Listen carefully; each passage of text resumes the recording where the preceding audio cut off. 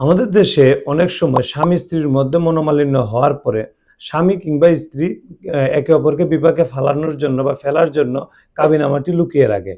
অনেক ক্ষেত্রে স্বামী সেটি করে, স্ত্রী যেন তার বিরুদ্ধে মামলা দায়ের না করতে পারে, কাবিনের টাকা বা মোহরানার টাকা যেন না চাইতে পারে। এক্ষেত্রে কি সমাধান আছে? হ্যাঁ, অবশ্যই আছে। তাহলে পুরো ভিডিওটি দেখুন, বুঝতে পারবেন। হ্যালো এভরিওয়ান, আমি অ্যাডভোকেট সাহেব আলোচনা করব কিভাবে যদি কাবিন হারিয়ে যায় বা কেউ অন্য কোনো পক্ষ যদি লুকিয়ে রাখে বিপাকে ফেলার জন্য, সেক্ষেত্রে কি করবেন। এক্ষেত্রে সেরকম কোনো সমস্যা নেই।